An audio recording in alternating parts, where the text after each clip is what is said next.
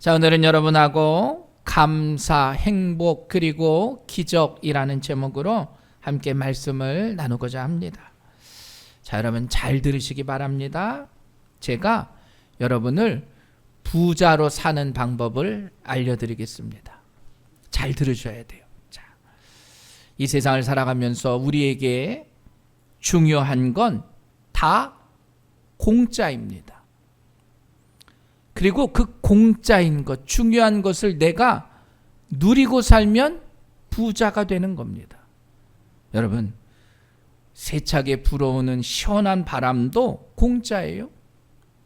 여러분 교회에 오셔서 지금 공기를 마시는데 제가 그럼 여러분 한 분당 1시간에 10,000원씩 받겠습니다. 여러분 그 공기값을 받을 수 없잖아요. 공짜기 때문입니다. 초록으로 물들어가는 나무도 공짜고요. 눈부신 햇살도 공짜입니다.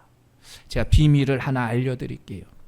제가 여기 문촌 2단지에 사는데 2단지 뒤에 오마공원에 가면 아주 달콤한 냄새가 납니다. 그게 무슨 냄새냐면 개수나무 냄새예요. 여러분 개수나무의 이파리가 하트처럼 되어 있는데요. 그 개수나무 옆에 가면 달달한 냄새가 나요. 그 어떠한 달콤한 음식보다 아주 단 냄새가 납니다. 그거 여러분 제가 공짜로 알려드리는 거예요. 돈 받지 않습니다. 우리가 인세상을 살아가면서 어머니의 젖을 먹는 그 아이의 웃음은 그건 어떠한 돈을 주고 살 수도 없어요. 여러분 메말랐던 그 땅에 소나기가 내리는 그 비는 누구도 돈으로 환산할 수 없습니다. 여러분 친구들 간의 진한 우정을 돈 주고 살 수 없어요. 돈 주고 사는 우정은 가짜 우정입니다. 사랑도 마찬가지예요. 우리가 그런 것들을 지키기 위해서 시간과 노력과 마음을 쏟지 않으면 그런 것들은 절대로 가질 수 없습니다. 그런데 수많은 공짜의 것들을 누리지 못하면 그게 문제인 거예요. 그런데 여러분 어떻게 그 공짜를 누릴 수 있습니까? 그건 내가 감사하면 누릴 수 있는 거예요. 감사하지 못하니까 누리지 못하는 겁니다. 시편 50편 23절 감사로 제사를 드리는 자가 나를 영화롭게 하나니 그의 행위를 옳게 하는 자에게 내가 하나님의 구원을 보이리라. 하나님을 영화롭게 하는 비결이 뭐냐? 감사의 제사를 드리래요. 그러면 하나님이 구원을 보여주시겠다는 겁니다. 그 구원은 기적 같은 일이에요. 내가 하나님께 감사하면 우리들에게 기적을 보여주시겠다 말합니다. 우리가 어린아이를 키우면서 아이들이 이제 조금 막 자라고 아장아장 걸어고 오면 맛있는 거 주고 뭐라 그래요? 감사합니다, 고맙습니다, 인사를 하잖아요. 애들이요 그거 맛있는 거 먹으려고 어릴 땐 인사를 엄청 잘해요. 할머니 할아버지가 용돈 주시면 딱 받고 감사합니다, 야 그 맛에 용돈 주시잖아요. 근데 좀만 크면 다 잊어버려요.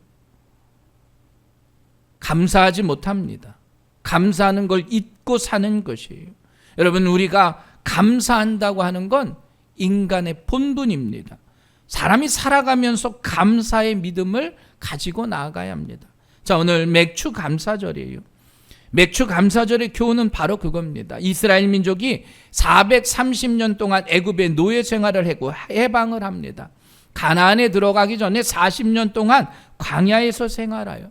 그 40년의 기간이 고난의 연속입니다. 여러분 그 중에서도 그 많은 사람들이 양식을 구하는 게 얼마나 힘들겠습니까? 그런데 하나님이 만나와 메추라기를 주셔요. 근데 그걸 하루 분량만 주시는 겁니다. 나름대로 내일은 어떻게 될까 고민하고 살아가요.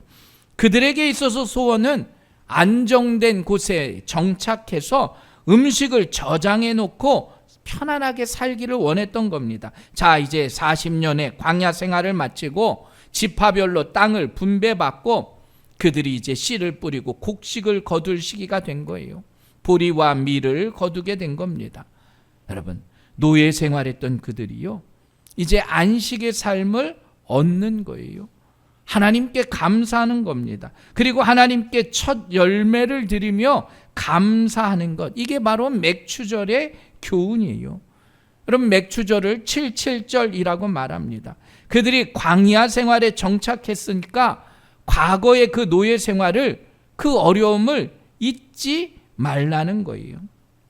너희들 과거의 어려움을 거울 삼아서 믿음 안에서 살아가라는 겁니다. 신명기 16장 13절, 너희 타작마당과 포도주의 틀에 소출을 거두어 들인 후에 이레 동안 초막을 지킬 것이며, 여러분 지금 내가 사는 집이 아니라요, 초막을 짓고요, 너희들 일주일 동안 그 옛날에 광야에서 고생했던 때를 기억하라 말하고 있어요. 여러분 다 지금 아파트 사시죠? 여기 근처에. 우리 옛날에 힘들었을 때 살았던 데를 기억하기 위해서, 아유 우리 권사님 오늘 여기 교회 옆에다가 텐트 치고 한 일주일만 살아보세요. 여러분 이 더운데 거기 살 수 있겠습니까? 못 살아요. 그런데 어려운 때 생각하면서 그렇게 살라는 거예요. 그래야 감사할 수 있다는 거예요. 먹을 것 입을 것 없던 시절 생각해 보라는 겁니다. 너희들의 과거를 기억하며 오늘의 감사를 하라는 거예요. 현재에 받은 은혜에 감사라는 겁니다. 여러분 신명기 8장 12절 이하의 말씀 보면, 내가 먹어서 배부르고 아름다운 집을 짓고 거주하게 되며 또 내 소와 양이 번성하며 내 은금이 증식되며 내 소유가 다 풍성하게 될 때에 내 마음이 교만하여 내 하나님 여호와를 잊어버릴까 염려하노라. 여호와는 너를 애굽 땅 종 되었던 집에서 이끌어내시고 라고 말씀해요. 우리가 지금 이렇게 잘 살고 여유 있고 이렇게 자부하게 될 그때 뭐라고요? 내 마음이 교만하여. 여러분 내가 지금 잘 나갈 그때에 내 마음이 교만해서요 여호와 하나님을 잊어버릴까 염려한다 말하고 있어요. 우리가 이렇게 잘 살게 되고요, 내가 이렇게 편안하고요, 그럴 때 하나님을 잊어버리는 것, 그게 바로 죄악의 본성이라 말하고 있습니다. 내가 똑똑해서요, 내가 열심히 일해서 잘 살았던 것이 아니라 하나님의 은혜 가운데 살았음을 잊어버리고 있다라는 거예요. 여러분 지금 우리가 누리는 이것에 감사할 수 있는 여러분들 되시길 간절히 축원합니다. 여러분 그 맥주절의 교훈이 바로 그겁니다. 그리고 이 맥주절이 신약으로 와서는 오순절의 역사가 일어나요. 오순절에 가나안에서 첫 양식을 먹게 되었던 것처럼, 여러분 맥주절의 그 은혜는 하나님이 약속하신 보혜사 성령을 통해서 우리에게 주시는 축복의 날이 바로 맥주절의 또 다른 의미예요. 맥주절에는 첫 열매를 하나님께 드립니다. 그런데 이제 성령의 역사를 통해서 하나님께서 늘 우리에게 맥주절과 같은 풍성한 은혜를 허락해 주시겠다 약속했어요. 맥주절을 다른 말로 77절, 그리고 그것을 성경에서 오순절이라고 말합니다. 우리 안에 거하시며 지속적으로 우리를 축복해 주시는 영적인 열매가 바로 우리에게 맺혀진다는 사실을 기억하시고, 여러분 지난날의 어려운 때를 기억하십시오. 우리가 교만해지지 않고 겸손함으로 나아가기 위해서 또 우리에게 주신 은혜에 감사하십시오. 감사는 감사를 낳는 거예요. 감사는 늘 하나님의 앞에 겸손함으로 나아갈 수 있는 겁니다. 또 성령의 영적인 은혜가 우리 안에 있음을 기억하셔서 감사를 통해서 믿음의 열매를 맺으시고 성령 충만함의 은혜를 통해서 늘 기쁨으로 나아갈 수 있는 우리 새새벽교회 성도들 되시길 주의 이름으로 간절히 축원합니다. 먼저 잃어버린 것을 감사하고요, 원망과 불평을 내버리고요, 기뻐할 때 날마다 승리하며 복된 삶을 살아가게 된다는 것을 기억하시길 간절히 축원합니다. 다시 오늘 본문으로 돌아가면, 오늘 본문은 다니엘서의 이야기입니다. 자, 다니엘은 어떤 사람입니까? 소년 시절 이스라엘이 멸망해요. 그래서 바벨론으로 포로로 끌려갑니다. 바벨론의 포로로 끌려갔는데 그 바벨론 대제국의 총리가 된 거예요. 지금으로 이야기하면 국무총리가 된 겁니다. 여러분 놀라운 하나님의 역사가 다니엘이라고 하는 한 사람을 통해서 나타나게 됐어요. 자, 오늘 말하는 다니엘의 그 감사의 이유가 무엇일까? 오늘 말씀을 통해서 함께 은혜를 나눕니다. 사람들은요, 은혜라고 하는 걸 쉽게 잊어버립니다. 그게 바로 사람의 속성이에요. 그래서 여러분, 고난의 때가 되면 뭐라고 말하느냐? 잘 되면 내 탓이고요, 잘못되면 남의 탓이에요. 잘 된 건 내 탓이고 잘못된 건 아내 탓이에요. 아이가 공부를 잘하면 아빠 닮아서 그런 거고, 공부를 못하면 엄마 닮아서 그런 거예요. 여러분, 우리의 인생에 형통할 때나 고난의 때가 있습니다. 그런데 항상 감사하는 사람은 하나님의 은혜를 기억한다라는 거예요. 자, 다니엘 2장에 보면 바벨론의 왕 느부갓네살이 꾼 꿈을 해석하기 위해서 다니엘이 하나님 앞에 지혜를 구합니다. 그리고 하나님이 다니엘에게 그 지혜를 허락해 주세요. 그래서 다니엘이 감사해요. 다니엘 2장 23절에 보면 나의 조상들의 하나님이여, 주께서 이제 내게 지혜와 능력을 주시고 우리가 주께 구한 것을 내게 알게 하셨사오니 내가 주께 감사하고 주를 찬양하나이다. 자, 다니엘은 지금 하나님이 자신에게 지혜 주신 게 너무나 감사해요. 그리고 항상 그것을 기억하고 있습니다. 그런데 여러분, 이때의 상황이 다니엘이 하나님께 감사할 상황이 아니라는 거예요. 자신의 목숨이 왔다 갔다 하는 상황입니다. 다니엘서 6장 1절부터 9절까지의 말씀에 보면 이제 바벨론이 멸망하고요, 메대 바사 제국이라고 하는 또 다른 그러한 제국이 들어와요.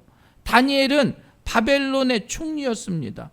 그런데 나라가 바뀌는데도 계속 총리직을 이어가고 있는 거예요. 그리고 그 당시에 총리는 3명입니다. 그 다리오 왕이 다니엘을 수석 총리로 삼으려고 해요. 그러니까 옆에 있던 2명의 총리가 시기하고 질투를 하는 겁니다. 야, 저 다니엘의 약점을 잡자. 다니엘의 약점을 캐내자. 뒷조사를 했는데 깨끗한 거예요. 어떻게든 허물을 잡아내려고 하는데 찾지를 못한 겁니다. 그래서 그들이 허물 하나를 찾아낸 게 뭐냐? 야, 저 다니엘이라는 사람이 하나님 앞에 하루 3번 기도하는 신앙을 갖고 있구나. 그래서 왕을 꼬드겨요. 특별한 법을 만듭니다. 이제 30일 동안 다른 신이나 다른 사람에게 기도하는 걸 금지해 버린 거예요. 일제 단속 기간을 그렇게 정한 겁니다. 그리고 그걸 어기면 어떻게 해요? 사자굴에 집어넣겠다는 거예요. 다니엘을 어떻게든 죽이려고 흉계를 꾸민 겁니다. 그런데 바보같이 이 미련한 왕이요, 거기에 넘어가요. 그리고 도장을 찍어버린 겁니다. 당시 왕의 어휘는 똑같습니다. 한 번 찍으면 그 법은 바뀌지가 않는 거예요. 자, 다니엘 6장 10절 말씀. 다니엘이 이 조서에 왕의 도장이 찍힌 것을 알고도 자기 집에 돌아가서는 윗방에 올라가 예루살렘으로 향한 창문을 열고 전에 하던 대로 하루 3번 무릎을 꿇고 기도하며 그의 하나님께 감사하였더라. 그럼 다니엘이 어떻게 해요? 그런 왕의 도장이 찍힌 조서를 보고도 움직이지 않았어요. 평소 하던 대로 창문을 열고 어떻게 3번 기도합니다. 한번 생각해 보십시오. 저 미련한 다니엘 같으니라고. 30일만 참으면 되지. 그잖아요? 아니면 창문이라도 닫고 기도하지. 확실하게 방에 들어가서 이불 속에 들어가서 기도하지. 이렇게 바보 같은 짓을 했어요. 그런데 여러분, 당당하게 다니엘은 기도했습니다. 죽음을 각오하고 기도한 거예요. 근데 놀라운 건 이러한 상황 가운데서 다니엘이 어떻게 해요? 하나님께 감사했다는 거예요. 생각해 보십시오. 뭘 감사했을까요? 지금 자기에게 위기가 왔는데요. 자기에게 지금 죽음 같은 두려움이 있는데도 감사했다는 겁니다. 다니엘은 그때 고령이었어요. 다니엘이 바벨론 1차 침략을 받고 포로로 끌려간 이후에 아마 지금 한 60년의 세월이 지나간 겁니다. 그러니까 다니엘의 나이가 한 80세가 됐을 수도 있어요. 다니엘이 살 만큼 살았으니까 이제 목숨이 중요하지 않아서? 아니에요. 오늘 다니엘이 감사했던 이유는 바로 그겁니다. 하나님의 은혜를 기억했기 때문이에요. 어린 시절부터 내가 포로로 끌려와서 이 제국의 총리까지 올라오게 해주신 은혜, 내가 죽음을 여러 번 겪었지만 죽음을 이겨낼 수 있는 믿음을 가졌던 은혜, 하나님 내가 살려주시면 충성하겠다 약속했던 그 은혜를 다니엘이 감사한 거예요. 처한 환경이나 조건이 아닙니다. 여러분, 그 은혜만 기억하면 우리도 감사할 수 있음을 깨달으시길 주의 이름으로 간절히 축원합니다. 나에게 생명 주신 것 감사하시길 간절히 축원합니다. 우리가 이 자리에 나와서 예배 드릴 수 있는 것 감사하시길 바랍니다. 그 사실만 기억해도요, 우린 감사한 거예요. 인간이 강하고 훌륭한 것 같지만 실은 우리 안에 작은 질병만 있어도 우리는 걷지도 못해요. 작은 질병 때문에 누구는 아픔과 고통을 겪습니다. 여러분, 아무것도 없는 곳에서 우리가 온 거예요. 여러분, 그게 바로 하나님의 은혜라는 것이에요. 오늘 다니엘처럼 여러분도 어떤 상황에서 감사할 수 있는 여러분들 되시길 간절히 축원합니다. 또 하나 놀라운 진리는 뭐냐? 감사에는 행복이 따르는 겁니다. 여러분, 어떤 사람이 행복할까요? 많은 것을 소유하고 환경이 좋은 사람? 아닙니다. 소유함보다요, 그 어떠한 환경보다 내가 감사한 사람이 행복한 거예요. 불행한 사람은 가지고 있지 않은 것을 사랑하는 사람이고, 행복한 사람은 가지고 있는 것을 사랑하는 사람이다. 내가 가지고 있지 않은 다른 것 가지고 여러분 행복하려 하지 말라는 거예요. 내가 가지고 있는 것으로 사랑하는 사람이 행복할 수 있는 것입니다. 한국인의 행복도 조사도 마찬가지예요. 거의 비슷한 조건의 어떤 사람은요, 몇 배의 행복의 차이가 있대요. 비슷한 조건의 환경의 삶을 살아가도 누구는 2배로, 3배로 행복하고 누구는 2배로, 3배로 불행할 수 있다는 거예요. 소득도 아니라고 합니다. 조건도 아니라고 그래요. 그러면 여러분, 무엇이 나를 행복하게 할 수 있을까? 내가 가지고 있는 감사입니다. 여러분, 행복은 느끼는 입맛과도 같답니다. 우리 앞에 진수성찬이 차려져 있어요. 무조건 행복할까요? 불행할 수 있어요. 먹을 것이 많은데 내가 입맛이 나지 않으면 그 진수성찬을 보고 난 더 불행해지는 거예요. 입맛이 없다면 진수성찬도 그림의 떡입니다. 여러분, 밥 한 덩이에 김치만 있어도요, 입맛이 있는 게 훨씬 맛있어요. 우리의 감사도 마찬가지인 줄 깨달으시기 바랍니다. 바로 기독교는 그 감사의 종교입니다. 우리 안에 그 감사가 있어야 그것을 구체적으로 표현해야 우리의 믿음의 길도 성장하는 거예요. 그래서 감사는 마음으로, 몸으로 표현되어야 하는 거예요. 사랑하는 여러분, 우리의 생명을 주신 주님께 우리의 생명을 드려 감사하시기 바랍니다. 우리의 헌신을 통해서 감사하시기 바랍니다. 때로는 물질 주신 주님께 물질을 통해서도 감사하시기 바랍니다.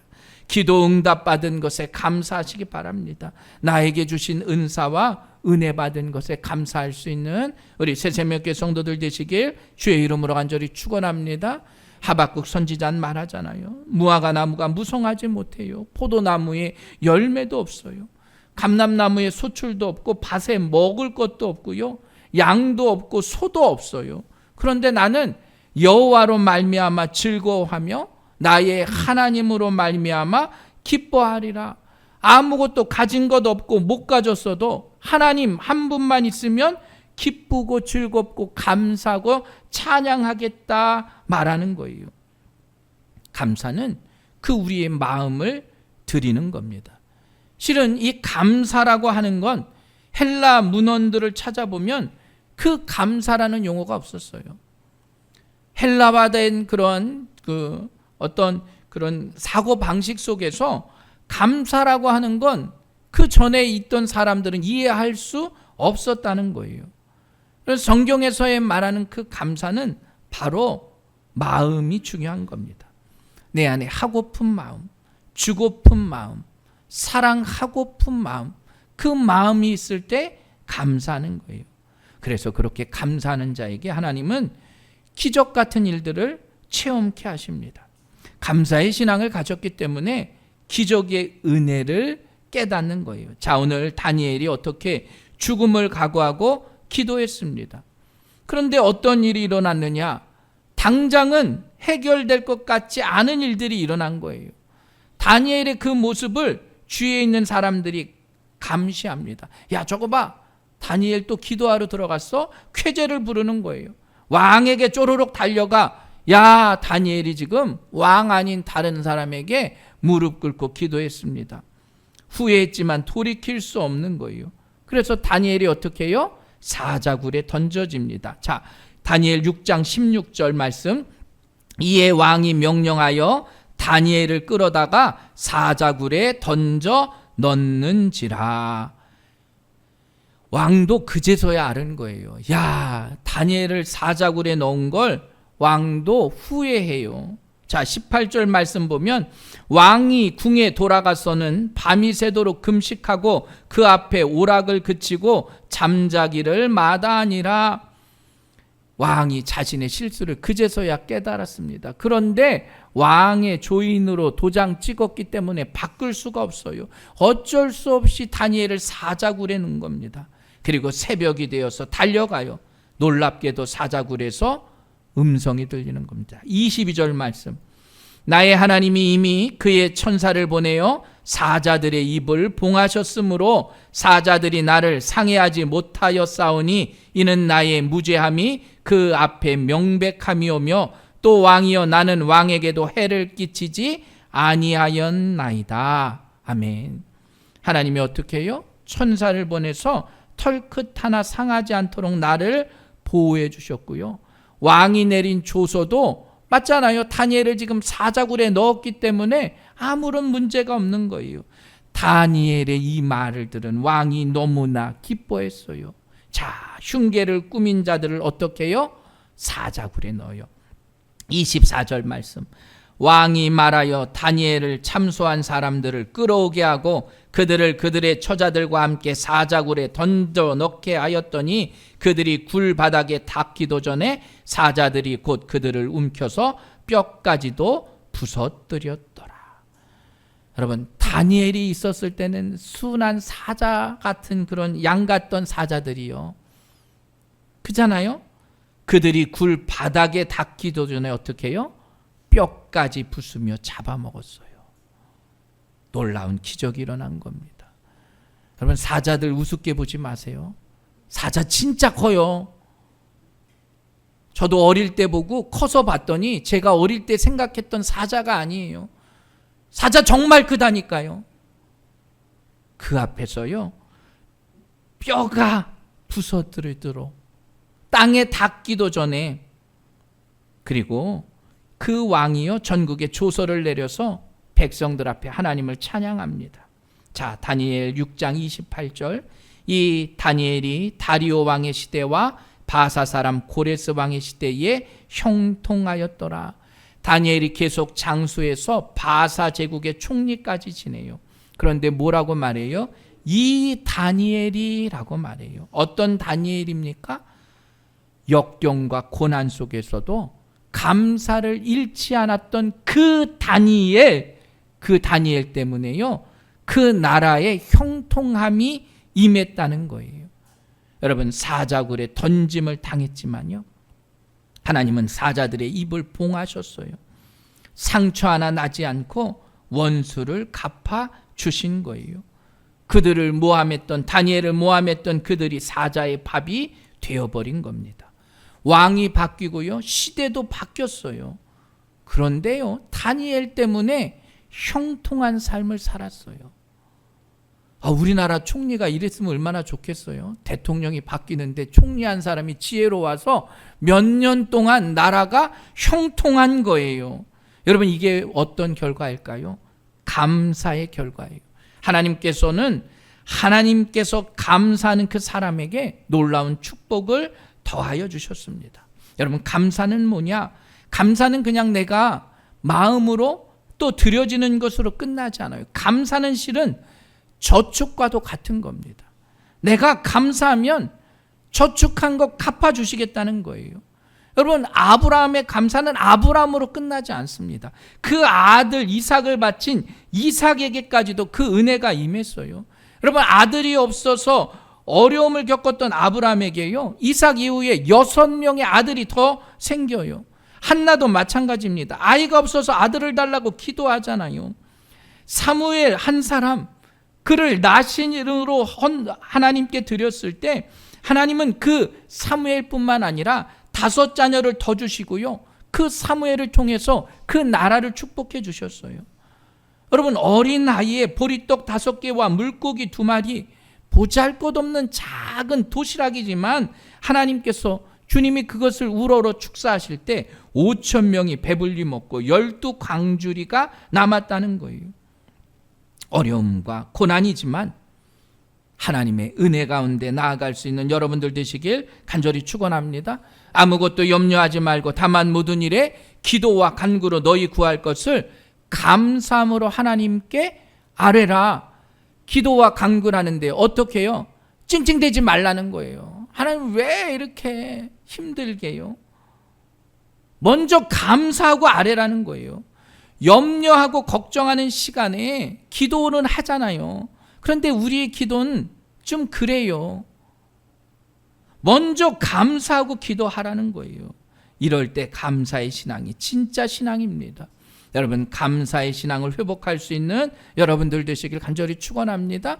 그러기 위해서 우리 안에 있는 잊혀진 감사를 찾으세요. 30년 전만 돌아가세요. 50년 전이 아니라 30년 전만 돌아가세요. 한 50년 돌아갈까요? 그때 밥 제대로 드셨나요? 아니에요. 잊혀진 감사가 있습니다. 우리 안에 있었던 어려움과 슬펐던 일들, 그 모든 것들을 잊게 했던 그 은혜를 기억하시며 더욱더 감사할 수 있는 우리 믿음의 성도들 되시길 간절히 축원합니다. 그 감사가 어떻게 해요? 기적을 만들었다는 거예요. 때를 따라 주시는 햇빛, 그 자연. 여러분, 호수공원 잘 가시잖아요. 아유, 우리 일산은 좋아서 이렇게 호수공원도 잘 꾸며놨네. 그게 아니에요. 하나님이 주신 은혜에 감사하시라는 거예요. 예수님을 통한 영원한 구원도 우리 안에 있음을 감사하시기 바랍니다. 여러분, 추수 맥주 감사의 의미는 성령의 은혜를 우리에게 무한대로 주시겠다 약속하시는 거예요. 그 은혜가 우리 안에 있으면 우리는 감사할 수 있다는 것이죠. 하나님은 작은 것을 귀하게 여기고 감사하는 사람을 기뻐하십니다. 여러분, 작은 것에 감사할 때 놀라운 기적이 임한다는 것을 깨달으시고, 우리 믿음의 자녀들이 이렇게 작은 것에도 감사할 수 있는 복된 자녀들이 되길 간절히 축원합니다. 그 작은 감사 가운데 더 큰 감사가 숨어 있는 겁니다. 그래야 날마다 기적 같은 일들이 행해지는 겁니다. 자, 맥주 감사절을 지키며 우리 새생명교회 믿음의 성도들이 잊혀진 것을 감사하고 회복할 수 있는 기적 같은 일들이 임하기를 주의 이름으로 간절히 축복합니다.